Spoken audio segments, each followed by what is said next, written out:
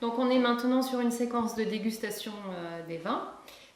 Donc aujourd'hui nous allons déguster un millésime 2012 du Château Trapeau.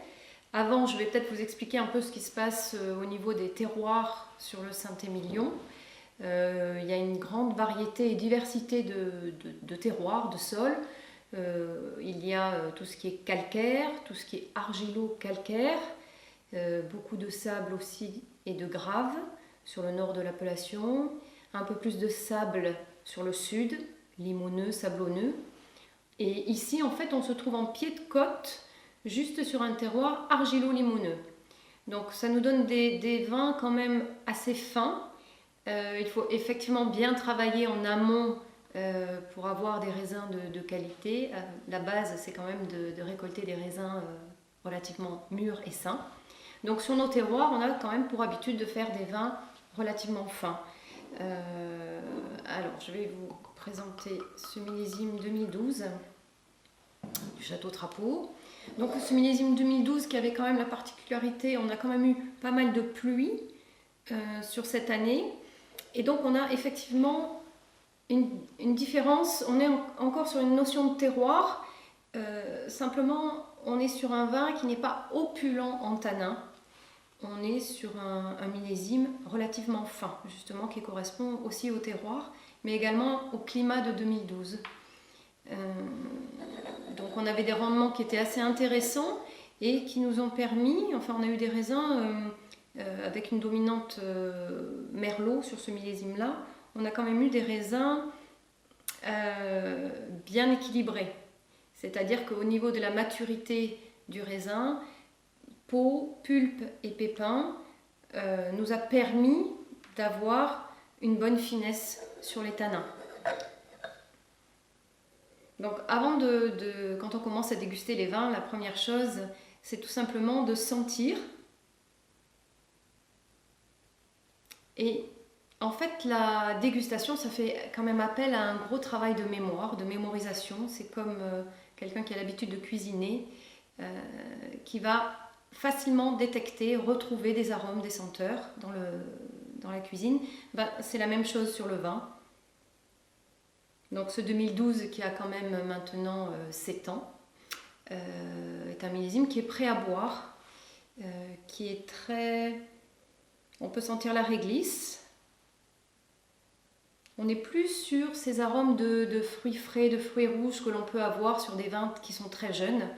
Le Saint-Émilion Grand Cru, en tout cas ici, entre la date de récolte et la date de mise en bouteille, il y a à peu près 20 mois. Et quand on déguste les vins juste à partir de ces 20 mois, c'est très très fruité, très cerise, très cassis. Et là, on est sur des notes complètement différentes puisque ça a évolué avec l'oxydation qui se fait à travers le bouchon.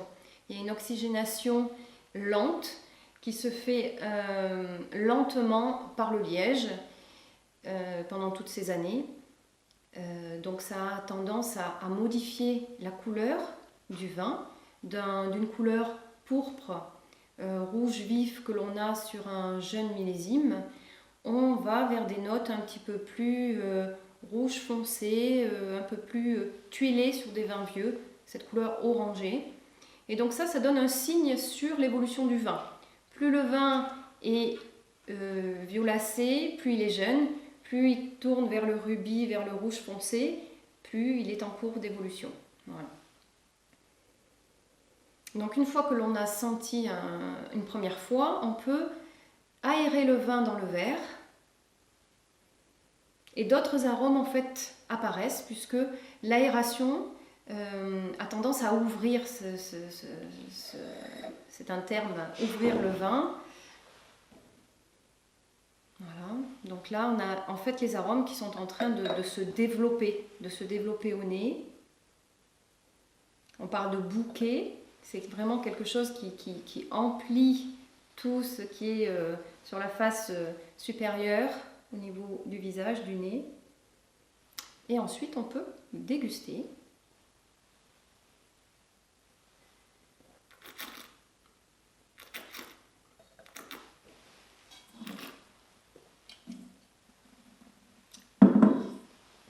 Donc quand on déguste le vin,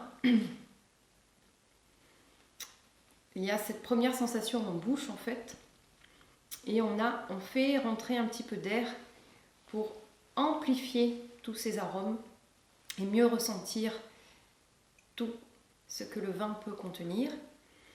Et en fait, on ne garde pas le vin. La dégustation, il faut, ça fait partie de ce travail, recracher les vins et ensuite percevoir dans la bouche et en fait avec l'air et le nez, tous les arômes reviennent, ce qu'on appelle en rétronasal. Donc là, on a une confirmation des arômes que l'on avait au nez, ce qui n'est pas toujours le cas. Des fois, nous pouvons sentir des arômes au nez que l'on ne retrouve pas systématiquement en bouche. Voilà. Mais là, ça confirme. On est sur un vin qui a une belle évolution au bout de 7 ans. Et là, c'est un vin qui peut encore se garder. Les tanins sont soyeux, sont souples. Il y a de la fraîcheur en bouche. Et là, ce vin il est à parfaite maturité, bien que l'on puisse encore le conserver. Alors la température est aussi importante. Là, aujourd'hui, il est un petit peu frais. Ce qui est intéressant pour moi, je considère que les vins sont à bonne température, autour de 16-17 degrés, parce que il est plus facile en fait lorsque l'on sert un vin lors d'un dîner ou autre. On prend le temps, on est avec des amis, on passe un bon moment et le vin a le temps de se réchauffer dans le verre. Si l'on a tendance à servir un vin déjà à 18-19 degrés, le risque c'est que les vins soient trop... la température en fait développe ce côté alcooleux sur les vins et c'est pas forcément ce que l'on recherche. Donc il est effectivement compliqué de trouver la bonne température.